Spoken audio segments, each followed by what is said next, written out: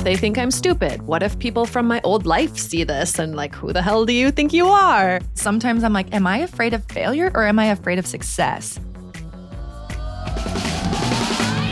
For generations, women were shamed for trusting themselves, sensing things before they happen, and believing in their own power.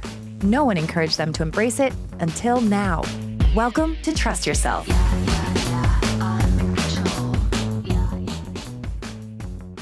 Did they send me daughters when I asked for sons? Son of a bitch. I love Mulan. Oh my God. What? Okay. I'm sorry. I just have to say this. This was so random. I was scrolling on TikTok yesterday and there was this girl that popped up on my feed and I kind of like jokingly watched it because it was a psychic, but she was like, the 3 signs that you're going to get that your manifestations are working for you this week are you're going to see an apple, a dice, and Mulan. And I was like, oh, that's so random. And here we are singing fucking Mulan. Yes. Our business is going to work. TikTok lady. Yes. And how perfect. We are recording our 1-year anniversary episode today. So perfect timing. I'm so excited. I'm so excited. Hi, I'm Elise, but my sister calls me Sissy. And I'm her sister, Heidi. And we're your favorite psychic sisters, here to show you that we all have innate abilities if we just learn to trust ourselves. And 1 year ago today, we started this podcast and spiritual business. So today we thought it would be fun to pull back the curtain and talk about what no one really tells you when you start a spiritual business and a podcast with your sister. Yeah. I'm sure many of you have started something new. Maybe you're already entrepreneurs yourself, so you can probably remember that feeling when you decided to go for it with full enthusiasm and excitement and even some fear. We've totally had that feeling. We were there. We did it. We did it publicly while healing generational patterns, while trying to monetize intuition in a capitalist world, while deciding to move overseas, Heidi, while the world starts to crumble in your backyard in Minnesota. We did all of this. It felt so wrong. And that was just our first year of business. Yeah, I guess it has been quite the wild ride now that you lay it out there like that. Yep. So I think this episode is going to be fun because it's going to be our honest reactions to our first year, what actually happens when you say yes to your intuition and start a new business, and also the uncomfortable growth that follows. And we'll end with some mistakes that we've made and maybe advise you not to follow. Yeah, there's just been a couple, maybe. Just a few. Just a lot. I've got a pretty good list there going, Heidi. So great. But Can't first, wait to hear. Let's just start with maybe what we've learned spiritually or business-wise. Heidi, you want to go first? What's some big things that you've learned over this last year? So I went into this fully anticipating and expecting that we would be the 1% that just like takes off immediately. I know. Because I felt it in my bones that I was like, we are meant to do this. This is going to take off. But my idea of taking off and the universe's idea of taking off apparently are a little different. I was expecting by year 2, we'd be booking our podcast tour. We'd have hundreds of thousands of followers. We would be up there with Jay Shetty and Mel Robbins. Of course. I was like, it's got to. It's just got to. Yeah. Not to mention, you also said that this was February last year, and you're like, we're going to do Christmas in Copenhagen. Yeah. Yeah. Obviously. Yeah. Which, now this year is actually a solid possibility because just a hop, skip, and a jump away from Ireland, and then your family can come on over. But what I think what I learned mostly was that you can have this idea and know it's going to do really well, but timeline-wise, it just might be different from what you are trying to manifest or hoping or envisioning. But it doesn't mean that it's still not going to happen. It does not mean that. And actually, I took a yoga sculpt class this morning and I didn't know it was heated. It was 95 degrees in there. It was disgusting. I've never sweat so much in my life. But it was because it was one of my favorite instructors who does my Pilates class usually. But she's filled with such like great wisdom, and just her motivation is so beautiful. And today she was talking about planting the seeds, and that you're building a garden, and right now maybe you've planted the seeds and you're just watering them and just waiting. And right now it doesn't look like there's anything there, but soon you'll have a blooming garden, and it's not even springtime yet. Like, just wait and just know and trust, because you've planted the seeds and it's growing. And it just sat with me so deeply that I was like, we just planted so many seeds this last year. And I'm hopeful that this year we start to see little buds, and maybe we'll do a little weeding, but it's just a nice reminder. Yeah. Well, you know what's funny for me about that whole thing, when we both started this and you were so dead set, you're like, we're going to be like off the charts. We're going to take off so fast. And of course, logical me, and I'm always overthinking, and I'm like, oh, I don't know if that's possible, Heidi, but I'm going to let you manifest because you are the manifest girl. And I thought over and over again, every time we didn't, take off, every month was kind of like, okay, slow growth. I'm like, I'm the one holding back our manifestations. I am holding us down because I'm thinking it's not possible. And we had a heart to heart. And we're like, no, you're not holding us back. And we can still get there. It's just going to be in its own time. And and to make you feel better, I know that was hard, but also to make you feel better, when I think back now, I was filled with so much anxiety and pressure too. Like, I put the pressure on myself. I'm like, this has to work. This has to work. Like, I have no other option. It has to work. And that desperation energy was for sure the anchor too. Like, it wasn't you holding us back. It was probably a little bit of both, because, we both had to reevaluate what we knew for our self-worth and what our like upper limit could be. Because my thermostat was set really low on what I believed I could achieve, because lots of societal conditioning and just the way I sort of lived my life was always like bare minimum of like, Heidi scrapes by, like she does okay, but she's never going to be, rolling in the dough. So it just was my own ego death really too, and like necessary, because I needed to redefine what my energy could handle and could hold, because it really was really small. It was limited. And the first time we got like our first $30 purchase or something, it just like, whoo, it felt so good. Shout out Tori. We will never forget. Shout out Tori. We love you, Tori. And Tori is in our membership now, and we're so excited to be back with her. But it's just like those little steps just helped me kind of break out of my limiting beliefs of, I can never sustain myself. I can never make enough money to be financially independent. So that is what I'm working on still. But let's talk about more of what we learned. Well, actually, I will say on my end, I had similar limiting beliefs, but it was that I had come from a world of you get paid twice a month. You have insurance. You have everything is taken care of. All you have to do is show up 40, 50, 60 hours a week and you'll be fine. At your home. And also don't forget to answer that email at 11 p.m. Oh, yes, right. Right. And that client call at 5:30 in the morning. Anyway, but I was so used to getting those paychecks that it was just expected. And I'm like, okay, it's going to come. And so when you are working so hard to just make your own money and you realize you put that limit on yourself of, oh God, I can't do this. How am I going to make that much money what I was making before when I can barely make $30 from one person purchasing a reading or something? I'm like, holy shit. And I start to stack things up in my head and add it together. Like, this is going to mean we're going to need like 800 clients for every month just so I can make exactly what I've been making before. Oh my God, the logistics and my head gymnastics. It was terrible. Yep.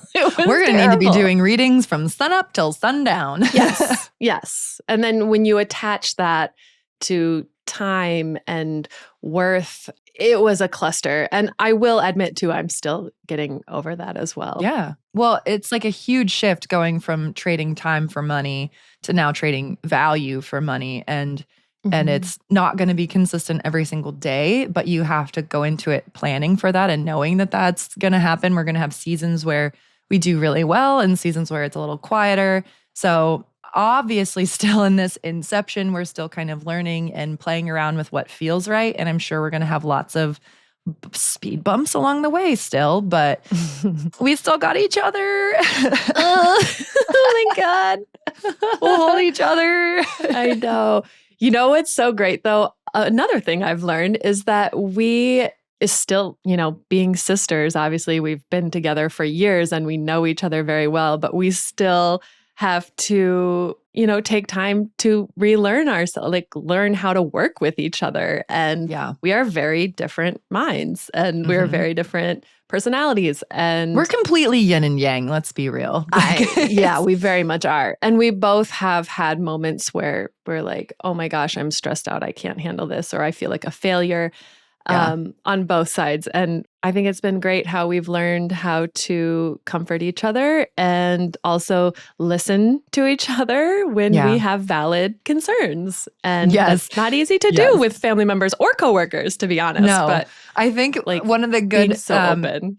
Yeah. A good thing that we've been doing is like when we come to each other to just vent. I'm like, do you have capacity for me to just vent to you right now? I don't want you to fix anything or say anything. I just need to get this off my chest. And I think that that's super helpful for us to just check in with ourselves first, be like, because there's nothing worse than feeling completely drained and then having somebody like just dump all their shit on you on top of that. It's hard. So I would like to, I haven't yet carried that over into my relationship or other relationships. I feel like I should focus on that too, but I'm really thankful that we can do that. Yeah. Another one that I've learned, another learning lesson, if you will, from the business world was a big one for me was that visibility activated my shadow work hard and fast. And it did for me too. And that was something I wasn't expecting because I was always like, oh no, like I love the spotlight. I love to do this. Blah. Yeah. But then you're so out there. Yes. I'm so out there, but I realized all of my subconscious stuff. Like I didn't realize how much subconscious negative talk I had because I never thought of myself as a negative self-talker. I was like, oh no, I don't do that. Oh yeah, I do. Oh yeah. I do. I do it a lot. I'm like, don't post that. That's fucking stupid. Look, you've only got 100 views on that post. Like you're a fucking piece of shit. Like this sort of talk that I've never experienced before. It's wild. It is. And because visibility, putting yourself out there, especially on social media, it doesn't just grow your audience, it surfaces your deepest fears. Like, what if they think I'm stupid? What if people from my old life see this and like, who the hell do you think you are? What if I look delusional? Or what if I succeed and people resent me for it? Or what if I fail and they're right?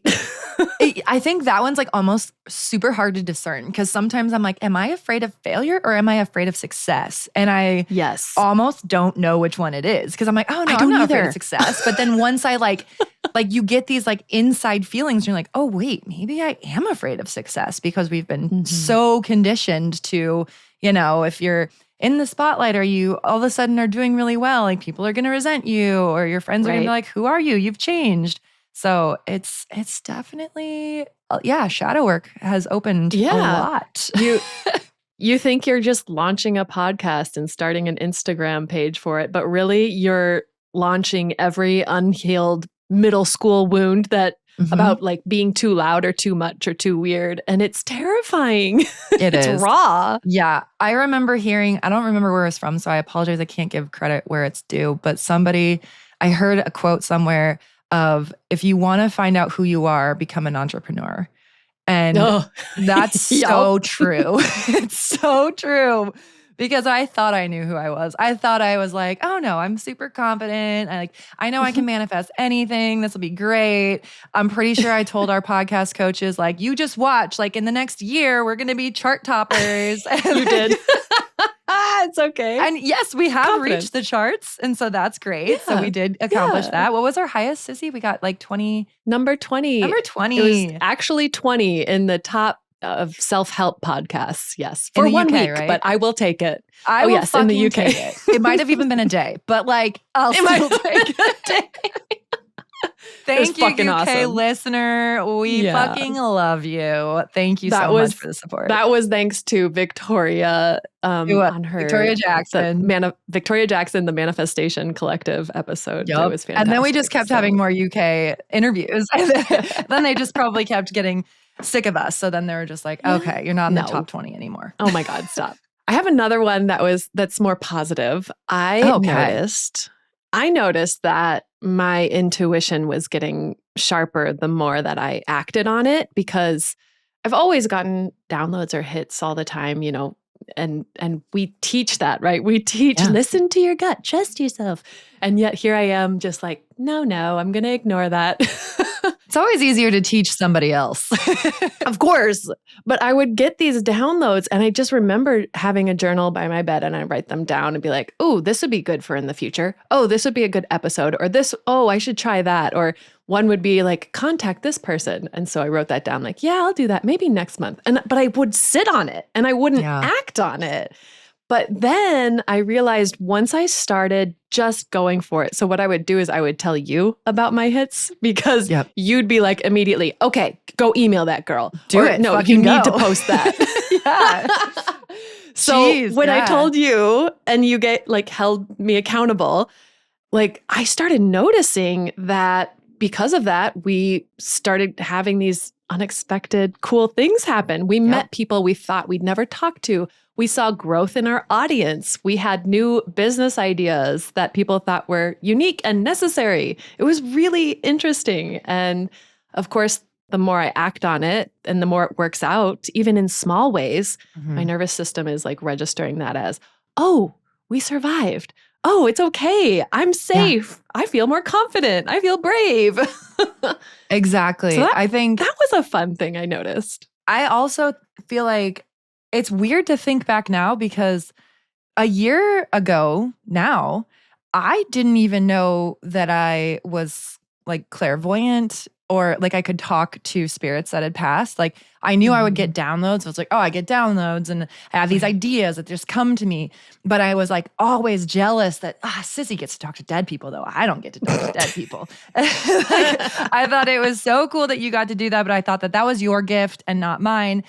And then Lionsgate Portal, August 8th of last year, it just, something shifted, and all of a sudden it didn't come hard and fast, but it was just it just popped in, and I was in the middle of a live, and I was like, wait a second, is this what I think it is? And getting that validation. I think what all had to happen was everything that happened. Well, first I had to clear away all the noise. I had to start actually taking care of myself, going from working night shifts and never getting a regular sleep schedule and always being in high stress, and finally being able to clear that out and slow down enough to hear myself. So my downloads were sharper, but not only that, but then I was like, oh, I'm going to get off of caffeine because I was addicted to it when I was a nurse. And that also helped, I feel clear out my channel a bit too. And all of these spiritual development things kept happening within the last year that I don't think would have happened if I would have kept at the pace that I was at. I think it is important to remember to slow down long enough to hear yourself and to hear the universe and the nudges and everything that you are meant to be hearing, but we're just programmed to just power through.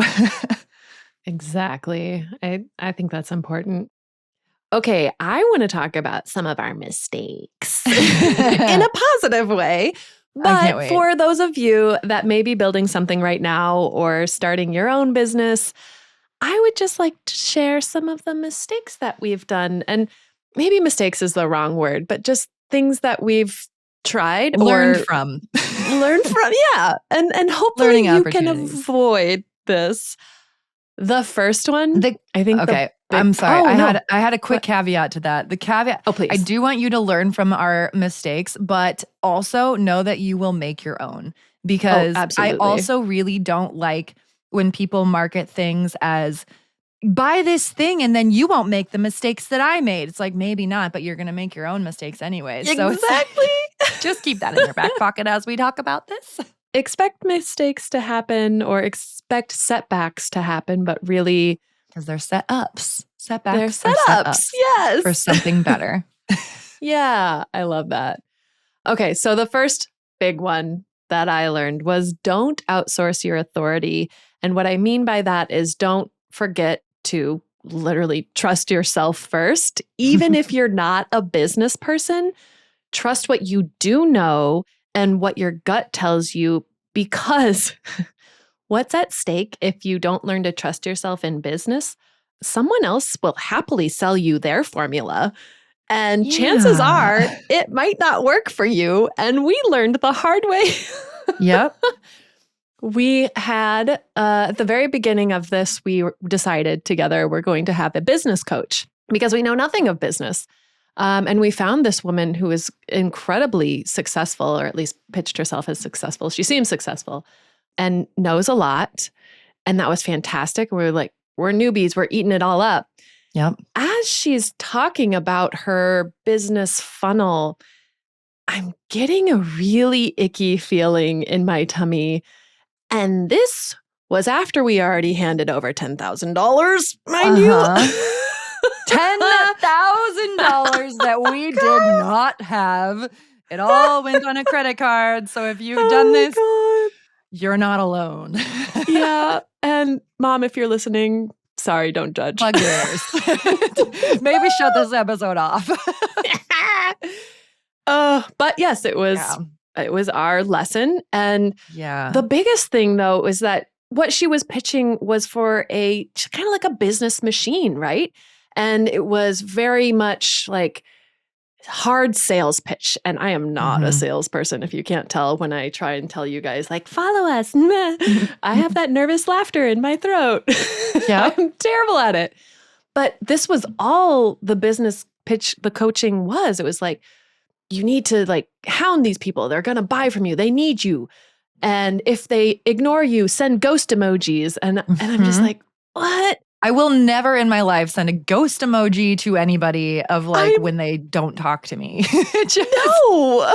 It was that. And I think the one that got me was when we were like crafting the sales call and she's like at the end, the closing part where it's just like, okay, now which credit card number can I use? It's like not even asking if they want to do this. It's just like, which credit card? How many credit cards should we put this on? Like it's literally that type of pressure where it just was not aligned with us, especially when our whole thing is like, we want this to be accessible for people and we want people to want to do it. We don't want people to be forced into doing things. Exactly. Those are the two things that I noticed from that. You can't build trust-based brand, which we are, with fear-based tactics. And you don't need to chase people who aren't energetically aligned. Yeah, so that's in huge. a way, I guess, yes, we paid $10,000 for what we don't want to do, but maybe we did step away knowing that those two things, like that's our goal. And we can have a different business. Yeah. And that's okay. It might look very different from hers, and maybe both can succeed. Yeah, we definitely didn't, like we dipped out at like halfway through this supposed program and she kept but we still reaching paid. out. We still paid.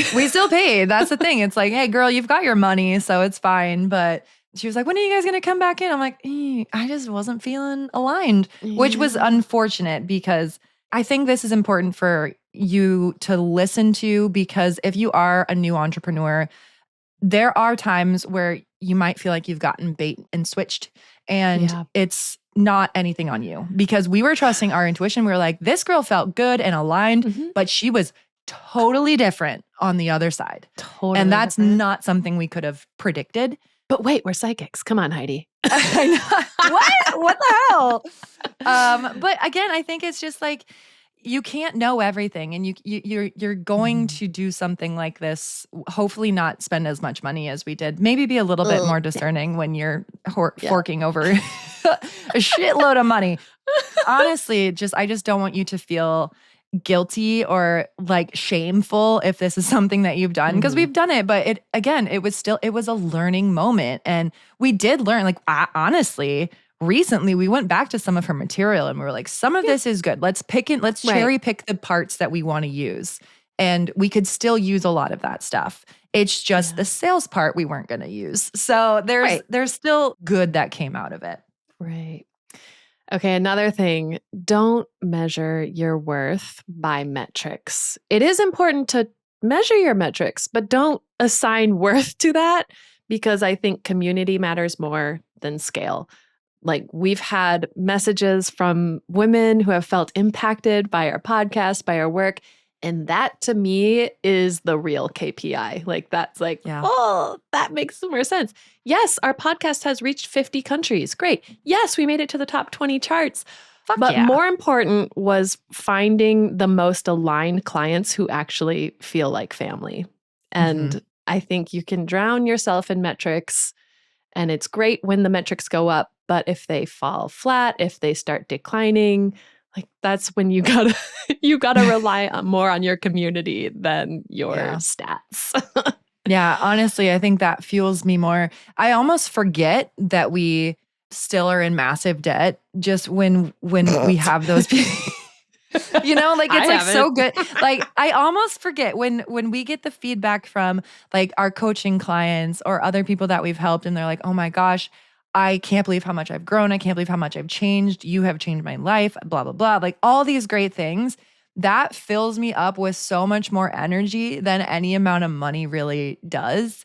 Like, I completely forget that I'm doing this for money. It's like, this is what I'm doing it for. I want to live off of this energy. I thrive off of that energy of knowing that I'm making an impact on people.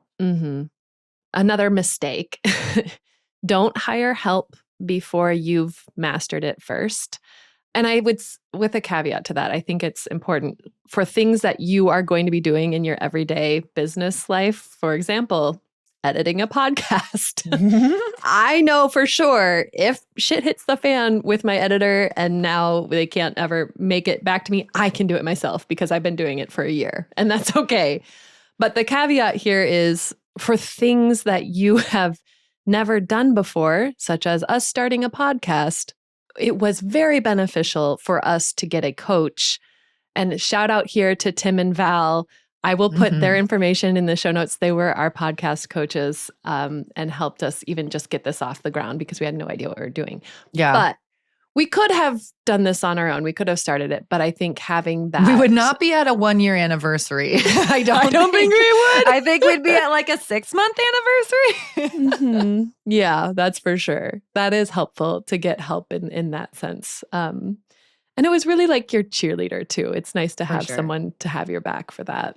Especially when you're like, I have this idea. I don't know if, like, we think it's great, but what if other people don't think it's great? Having another outsider come in and be like, oh, this is great. Like, this has legs. I think that was like what they say. Right.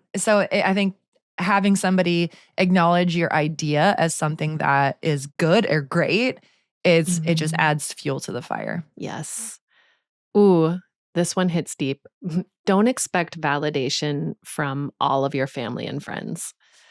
Yep. I was a little naive on this one and just expected all of our family and friends to support us in this endeavor. Like, they love us. They know us. Of course. They're going to be like, yay, I'm so proud of you. No.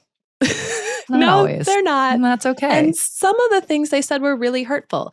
And we have had to come to the realization that that's not a reflection on us. And so you've probably heard this in our past episodes. So if you want to go back and listen to those, the sting of family disapproval episode, that's the deep dive on it. But don't expect it. And it's okay. But it's great when your family does support you. Okay, another big mistake, and this one is for sure my reconciliation. Is that right, Rick? This one is for sure for me. Don't compare. Yeah. Don't compare. Instead, find inspiration in others, but more importantly, find inspiration in those that are maybe 1 or 2 years ahead of where you are now, not 10 years ahead of you. Like, this is your chapter 1. And that's their chapter like 97. So using that as even inspiration can be intimidating. But we found a similar podcast that started around the same time as us, maybe a little bit ahead of us. And they have a killer following. They have an incredible social media. And when I first saw it, I was just like, oh man, we're not even close to that. And every time I'd look at it, I'd get depressed.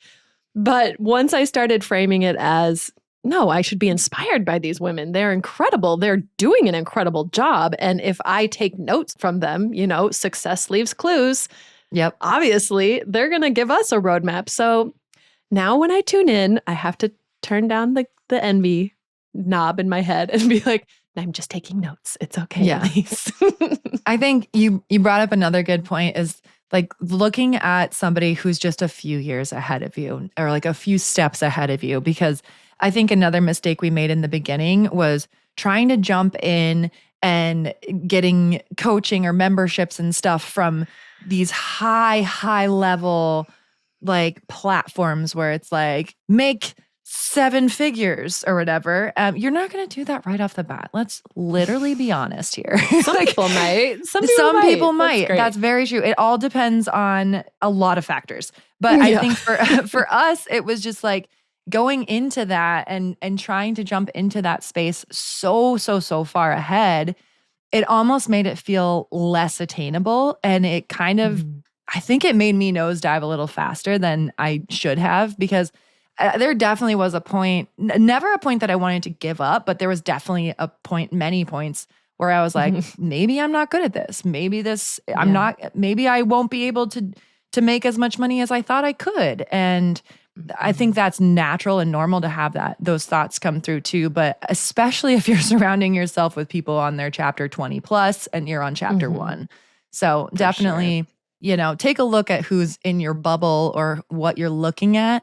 And it's okay to for sure have people that are way ahead too, but also make sure you take time to look at those who are just like a few steps ahead.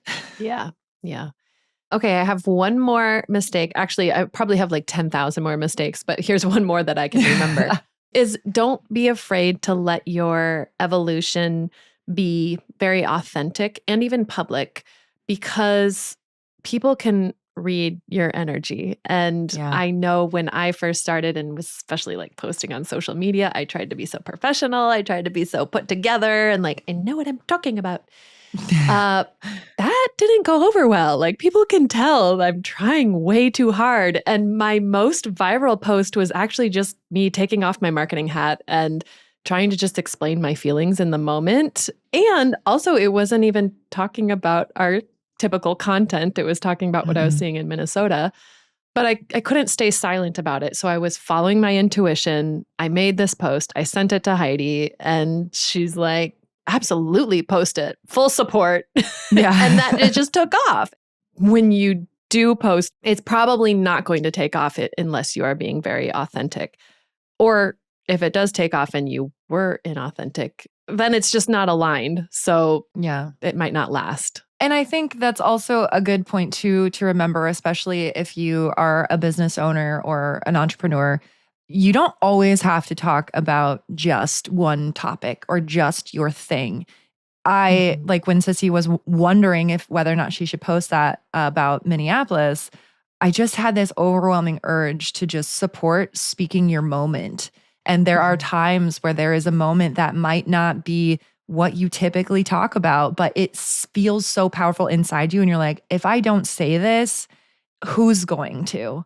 And especially in a time with people on podcasts and people who have bigger platforms are staying silent on things. And I'm not saying that this is always going to have to be political or anything like that, but just in general, if there is something that's inside of you that you feel like you need to share, but it's not necessarily in line with what you usually do, share it, do it, see what happens. Maybe that opens up a new pathway and now you're like, actually, I do want to do more of this. And I think having authentic public evolution is beautiful because, I mean, to be honest, if you're an entrepreneur, you are of service to other people. You are doing this for other people. Yes, you're getting the benefit of doing something that feels good to you, but they'll also tell you what they want. And if they're telling you like, we like this, we want more of this, and it feels good to you and it feels aligned, then they can kind of shape how your journey plays out as long as you stay authentic to yourself. And people want to see not just the pretty final post and like the curated pictures, like, wow, she's an entrepreneur now. She's put together. I love seeing how people are like, actually not always put together. Like, look at this mess in my house. And yeah. I'm not saying like everybody go have a sob story and be like, I started from rags to riches, you know. Yeah, that's another thing though too. The rags to riches story. Not everybody's going to have a rags to riches stories, and that's also okay. So yes. Yeah, we can talk about that one later. Yeah. Okay, anyway, I think all of this just goes to show that we're all going to go through discomfort when you level up and when you expand, but it doesn't mean that this is misalignment. So don't get defensive and try to prove your worth. Just sit in the discomfort and acknowledge it as growth, as expansion. Yeah. Yeah. And easier said than done, of course. It is definitely easier said than done. And I wrote down a couple things while we were talking about not necessarily like mistakes that we've made, but again, a little bit more on like what I kind of needed to remind myself during this whole process. Appreciating every dollar is very important, because there's been so many times where it's like, oh, but last month we made this and this month we made this and it's not the same and blah, blah, blah. No, look, just be appreciative of every dollar that you've made and think about, oh my God, I made that with just me and you. And like, this is our value that we've provided. And just actually sit in that gratitude, because it's so easy, especially going from like a salaried position or a very steady income to making your own money. It can be so easy to just compare it to what you used to have, being like, this isn't good enough. I'm not doing it. This isn't going to work. But also realizing, wait, I've made this out of nothing. I am making my own money now. That's pretty fucking incredible. So just remember that. And the other thing that I wrote down was, don't forget your mindset, because I've caught myself, and Sissy, you actually said it on this episode already, where you say something like, oh, I'm not good at marketing, or, you know, I'm bad at sales. Like, we need to catch ourselves when we do that and be like, maybe it's not my strong suit, but I'm working on marketing. I trust in the value that I provide, and I can sell the value, or I can at least portray the value here. But it's especially hard when you've never done anything like that before in the past, and you have that inner voice that's always like, you don't know sales, you don't know marketing, you can't do this. Right. But, or even outer voice, like I just said, like, I'm not a marketing person. Yeah. Yes. Good point. Just say it. I am working on being a marketing person. I'm working on being a marketing person. Yeah. I mean, I just don't like marketing though. That's okay to not like it, right? It's okay to not like it. Yeah. Because I don't mind it. So I'll pick it up. Okay. Thanks. I'll pick it up because I do like, and I think especially if you're listening and you're thinking of starting your own business and you're like, oh, I also am not good at marketing myself. Don't even think about it as marketing yourself, but just think about all the lives that you're going to touch and the people that you help. And if you care about that, then you should care about marketing yourself. You should care about talking about your services, because it's worse to withhold that from somebody who needs it than to just say it out loud. And if people don't need it, then they don't have to come and get it. But it's like, if you just don't say it, then they're never going to know. So marketing is a tough one, but it is definitely one that you need to just change your thought process on a little. That's so But true. we're going to, be careful about your words. That's kind of the big takeaway for me. Words are powerful. That's for sure. So happy anniversary to us. Yay. Cheers. I wish we should have had a fucking champagne. Champagne. Damn. Well, we're not drinking, but here's tea. Champagne. I got clink. some tea. Clink. Clinky clink. We did it. Well, Heidi and I are trying to practice what we preach as we help others build their lives and businesses that feel aligned and intuitive and powerful. Obviously, we are not here to create spiritual influencers. We are here to create self-trusting women.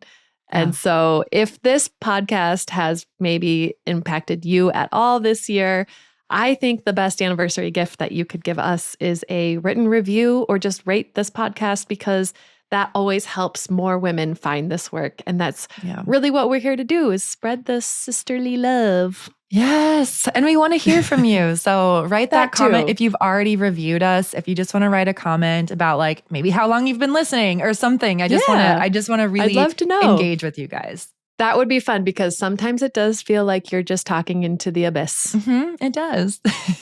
Well, before we go, Heidi, it's time for our weekly tarot card. Oh, I'm so excited. I got my Spirit Song tarot deck here again. I also want to... All right, I want to know how you guys say it. Do you say tarot or tarot? Because I really do want to know. Didn't we say that last week? We might have. Tarot or tarot? Is it tarot? Do we emphasize the O or the tear? I feel like that's just like a UK thing, or maybe the United States says tarot and everywhere else says tarot. I don't because we like to do shit weird. I like to do shit weird, so I'll call it tarot today. Okay, so we've got the 8 of Acorns, and it has the electric eel on it, and it is all about energy and results, which I love because it really does remind you that you get out what you put in. And sometimes you don't see it right away, but remember, we're planting seeds. So the energy that we're putting in, planting the seeds, we will get the results. Sometimes it just takes a little bit longer than you expect. But we also got Ace of Crystals, which is manifestation and prosperity. Aww. It's got a cute little panda bear on this card, which is always about good luck and good fortune. So just a reminder, if we're planting our seeds, we're putting in our energy, we are going to get those good results. And our manifestation and prosperity is just right around the corner. This is wild. I love these cards that they came out today. Thank you so much, deck. All right. Make sure to review and rate if you feel so called. We would love it. And until next time, it's your move, sis. Make it count. Bye.